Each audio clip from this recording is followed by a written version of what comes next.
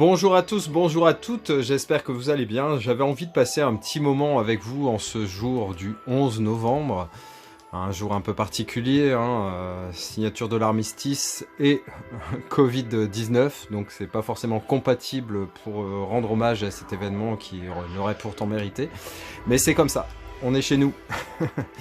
Donc je vais vous présenter quelques achats. Alors là, il va y avoir vraiment des choses tellement différentes. Il va y avoir du Steelbook, du 4K, du Steelbook 4K, du Blu-ray, du film français, du film international, du Laserdisc, oui, du Laserdisc, vous avez bien entendu, ainsi que des BO de films vinyle. Donc je pense qu'il y en aura vraiment pour tous les goûts, donc j'espère que vous allez passer un très bon moment. Moi je suis ravi de faire cette vidéo, j'avais vraiment envie de la faire, donc ça c'est parfait. Allez, on commence tout de suite avec un Steelbook que je dois vous présenter depuis très longtemps. C'est un film avec Leslie Nielsen, et là c'est pas y a-t-il un flic pour sauver quoi que ce soit, ou peut-être les sauver de l'invasion martienne. Donc un film de science-fiction très vintage, et c'est ce côté qui m'a donné envie. Le Steelbook est super joli avec des reflets métalliques qu'on ne verra pas forcément ici, au niveau des espèces de dents du robot, de la planète, enfin il y en a partout. Donc c'est Planète Interdite, Forbidden Planet, on voit un Leslie Nielsen très très jeune, et apparemment c'est un très bon film de science-fiction, donc j'avais vraiment envie de le découvrir, donc c'était l'occasion ou jamais. Il était à un très bon prix, donc je l'ai depuis un moment, je vous dis, dans l'escarcelle à vous présenter, mais ça traînait un peu. Ensuite, ce film, donc Le Prestige, film de Christopher Nolan avec l'excellent Hugh Jackman et Christian Bale. Il y a aussi Michael Caine et Scarlett Johansson, donc vous voyez, ça fait quand même un quatuor de ouf. Donc j'avais le 4K et j'avais envie de lui donner un bel écrin, donc quand j'ai vu que ce Steelbook était à 14,90 €, j'y ai glissé le 4K allègrement, avec beaucoup de plaisir, donc je suis très content de rentrer Le Prestige. Ensuite, plusieurs personnes l'ont présenté, donc il s'agit du Rogue One, l'édition Zavi 4K. Alors j'ai le coffret Fnac avec l'intégrale des 9 en 4K. J'ai les 9 en Steelbook en plus. Han Solo, je l'ai déjà. Il me manquait justement Rogue One, donc c'est chose faite avec un très très beau Steelbook. Je vous dis, je vais pas vous le détailler parce qu'il a été fait par des personnes qui maîtrisent mieux que moi. Mais en tout cas, il est très très joli et très content de le rentrer dans ma sélection pour la saga Star Wars, qui est vraiment complète. Alors à quand un support physique pour The Mandalorian, série vraiment... Alors, c'est sûr, c'est racheté par Disney, c'est un peu différent de l'origine des Star Wars, mais moi je suis très friand de The Mandalorian. J'adore la froideur, mais le côté en fait hyper protecteur de The Child, la communion qu'il y a entre eux et tout ça, je trouve ça super joli, super attendrissant. Et il y a des moments d'action vraiment assez incroyables, un gros budget, je trouve. Ils y ont mis des moyens et je trouve ça vraiment cool. Ensuite, j'avais les deux premiers. Alors, il y a eu énormément de temps entre le Bad Boys 2 et le Bad Boys for Life, qui est numéro 3. Donc, toujours avec le duo de fous Will Smith et Martin Lawrence. Je ne l'ai pas vu, mais alors les critiques au niveau aussi bien du son que de l'image pour ce 4K sont absolument incroyables. Et je devais de l'avoir pour ma filmo Will Smith, et j'ai très envie de le voir. En plus, apparemment, il est très bon. Alors certes, les héros sont un peu vieillissants, je pense surtout à Martin Lawrence. Quand j'ai vu la bande-annonce, j'ai trouvé qu'il a fait un petit coup de pelle quand même, faut pas se le cacher. Mais forcément, quand on a été fan de ces films-là, au moment de leur sortie, on peut être que ravi de voir un retour comme ça. J'aimerais beaucoup le duo Mel Gibson et Danny Glover pour L'Arme Fatale par exemple, se reformer pour faire un dernier opus. Les vieux de la vieille qui font un comeback. Clint Eastwood l'a très bien fait, il le maîtrise très bien. En fait, le tout, c'est de rester en corrélation avec son âge, et ça passe très bien, en fait.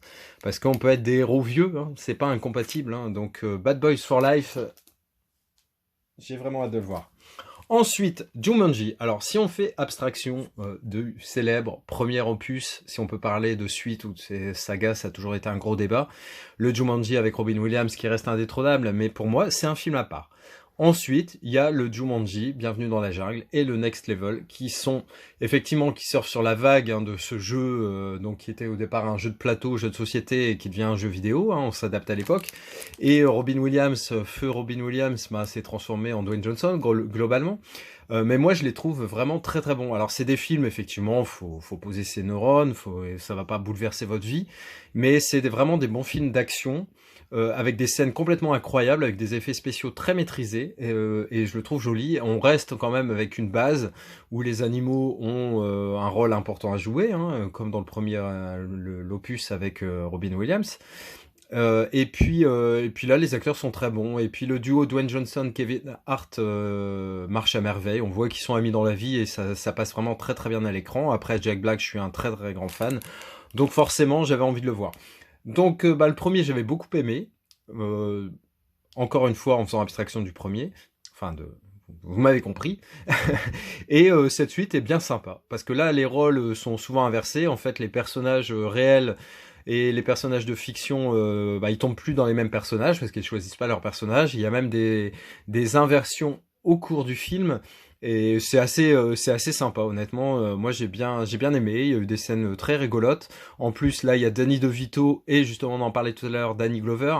Et je trouve que c'est vraiment excellent et je suis très content de les retrouver là-dedans. Et ils ont su justement s'adapter à ce nouveau cinéma et je trouve ça très très bien.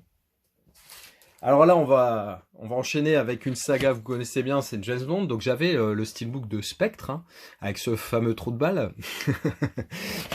Ensuite, j'avais le Skyfall, alors là, qui est celui que tout le monde a, hein, qui se trouvait à Nos d'ailleurs, à un moment à 4-5 balles, un truc comme ça, qui est en plus pas moche, hein, pour un très très bon film. Il m'en manquait deux, forcément, vous l'aurez compris, donc il me manquait Casino Royale. Alors j'ai pris cette édition qui contient le 4K. J'ai pris cette édition Fnac aussi donc de Quantum of Solace qui contient le 4K et forcément pour Spectre et Skyfall il me manquait les 4K donc j'ai pris l'intégrale Daniel Craig qui était en baisse de prix en 4K. Donc là je suis blindé, j'ai les 4 steelbooks et j'ai les 4 en 4K donc je suis ravi. Alors Daniel Craig, vous savez que c'est pas le personnage, l'acteur qui incarne à mon sens le mieux James Bond, hein. Il y avait avant lui quasiment, je dirais avec tous les autres. Peut-être Pierce Brosnan qui est après lui. Mais moi, mon premier, en gros, c'est Roger Moore. En deuxième, c'est Sean Connery.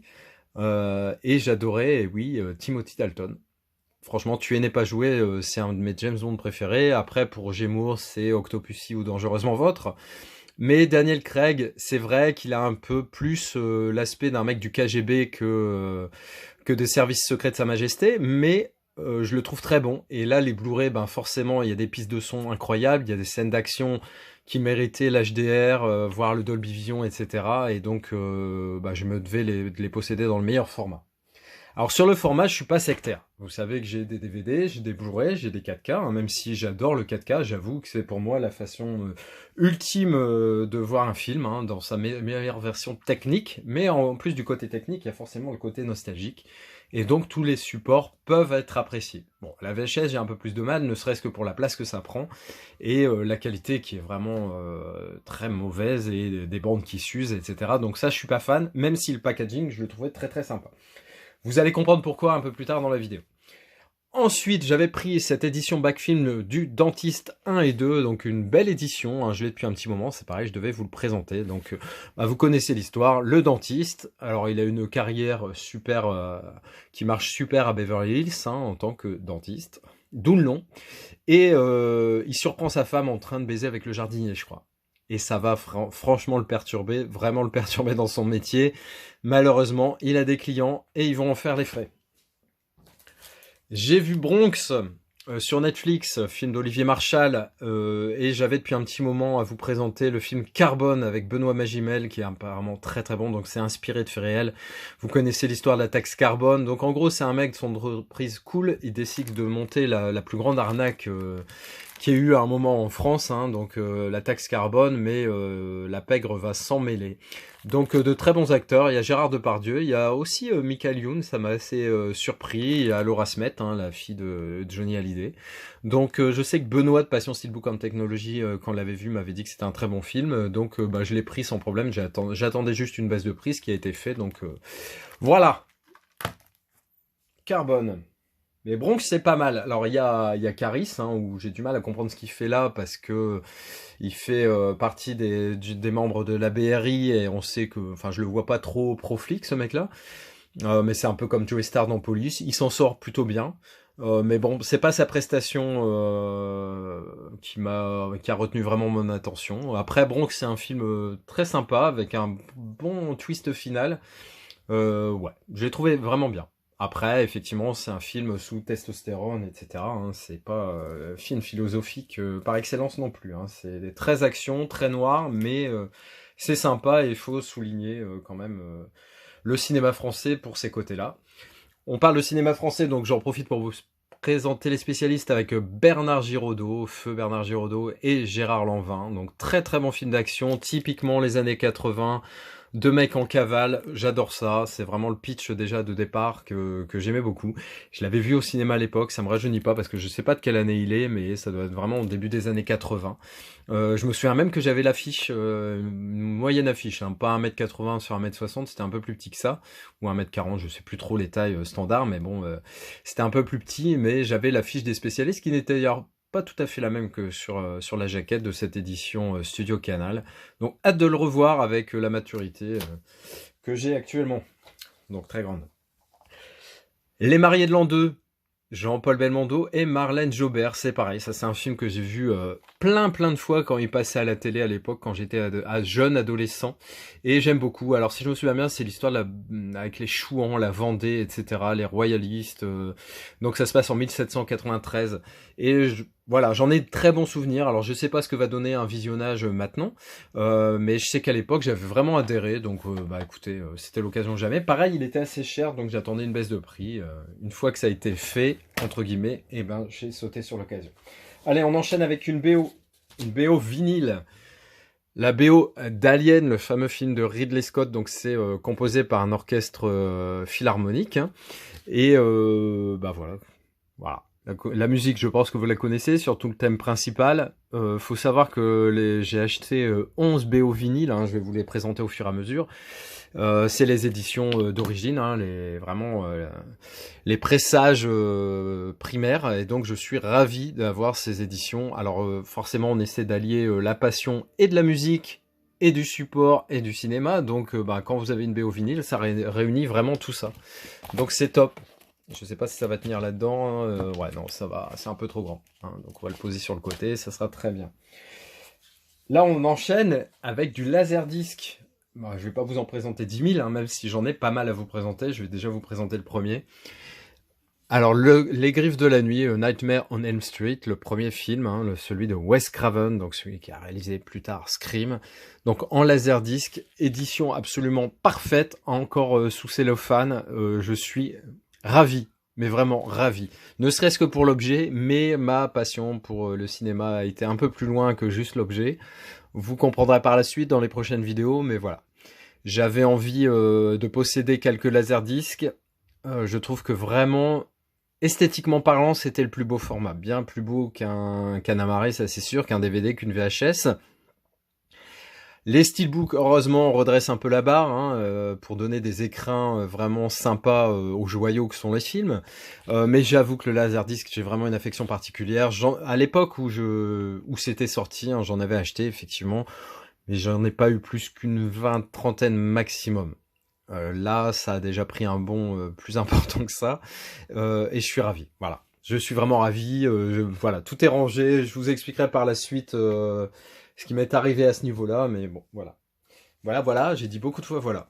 Ensuite, donc toujours en laserdisc, Creepshow, alors film de George Romero, vous le connaissez, d'après Stephen King, donc ce sont des contes, si je me souviens bien, il y en a 4 dans le premier et 3 dans le Creepshow 2. Bah, que dire de ce visuel, il est absolument magnifique. J'aimerais beaucoup trouver le 2, je vous l'avoue, parce que le visuel est encore un cran au-dessus. Mais voilà, j'ai encore dit voilà. Hein. Je suis vraiment ravi d'avoir ce film en laserdisc. C'est très très chouette, franchement. Très très chouette. La trilogie Devil Dead en laserdisc, vous avez le premier qui m'a terrorisé hein, pour mon anniversaire de 3ème, je vous en ai déjà parlé. Hein, j'avais ça et le Retour des Morts Vivants, on avait loué. Et donc le premier Evil Dead, avec ses effets de caméra là qui vous foncent dessus, on avait vraiment adhéré. J'ai revu, donc ça c'est le premier, hein, qui est pas hyper évident à trouver. Là, ah oui, bah là je vais couper avec autre chose. Là, c'est le vinyle de la bande originale, donc de Evil Dead 2, hein, qui prend un virage, un virage cartoonesque à la saga, hein, qui est vraiment très très bon. Je l'avais beaucoup aimé. Donc, bah, la BO. Ensuite, le laserdisc d'Evil Dead 3. Alors, j'ai revu justement l'édition ESC et j'ai revu le Blu-ray il y a quelques jours. Certes, ça a un peu vieilli, je vais pas vous dire le contraire, mais il y a des moments vraiment très très fun, très rigolos. Bruce Campbell s'en sort vraiment super bien, il est très doué, hein, pour le côté marrant, il sait vraiment jouer sur les deux registres, hein, la terreur et l'humour. J'aurais bien vu Jim Carrey en fait dans ce rôle, honnêtement, même si voilà, Evil Dead c'est Bruce Campbell, il y a rien à faire. Donc je suis vraiment très content de l'avoir. J'aime bien les effets Ray Harryhausen, hein, qu'il y a notamment avec les squelettes, hein, dans un passage du film. Si vous connaissez bien, vous savez de quoi je veux parler. Où j'ai trouvé ça très très marrant et très bien fait. Justement, j'ai trouvé moins cool les moments où l'armée des morts, où c'est juste des espèces de de costumes qu'ils ont au-dessus pour faire croire que c'est des squelettes ou des morts en décomposition, où j'ai trouvé ça très moyen, mais après, c'est justement ce qui fait toute la beauté du film, hein, c'est ce côté kitsch, hein, vous êtes bien placé pour le savoir en tant que passionné. On parle de kitsch, mais pour moi, c'est pas un film kitsch. Alors, si on fait voir ce film à quelqu'un de cette génération qui a 20 ans, imaginons, il va peut-être le trouver kitsch, mais moi, je l'ai vu encore récemment, je le trouve pas kitsch du tout. Et ce Metal Pack a une petite histoire. Donc, c'est le Metal Pack de Lamouche avec un très beau débossage sur le titre, hein, la mouche, The Fly, tout ça c'est débossé, et les pattes avant et arrière de la mouche qui sortent du transporteur, enfin c'est pas le transporteur, le télé quelque chose, enfin bref. Vous m'avez compris. Donc ce film de David Cronenberg, je l'aime vraiment énormément. Pareil, film qui avait été, je crois, premier, hein, qui avait eu la palme au Festival d'Avoriaz, du film d'horreur. Et je l'avais vu à l'époque et j'avais vraiment adoré. Je crois que j'étais même allé voir 2 fois dans la semaine, le mercredi où c'était tarif réduit et j'y étais retourné le dimanche.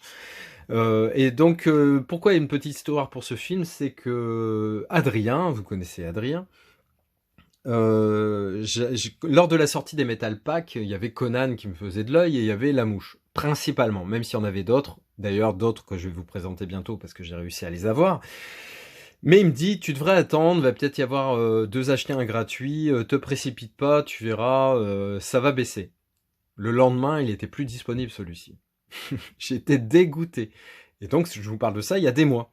Et la dernière fois, je vais sur Price Minister et je vois La Mouche dans cette version sous blister neuf où le mec le vend 22 €. Alors, j'ai validé l'achat. Mais je suis comme Saint Thomas, je ne crois que ce que je vois, et j'attendais vraiment de l'avoir dans les mains pour crier victoire, et c'est chose faite, donc je suis vraiment ravi d'avoir ce Lamouche, The Fly, dans cette édition, qui est pour moi une très très jolie édition. Eh ben on continue, donc avec le laserdisc de Lamouche, donc voilà, avec Jeff Goldblum et Jenna Davis. Et qui dit La Mouche 1, dit La Mouche 2. Alors La Mouche 2, il est un peu moins bien.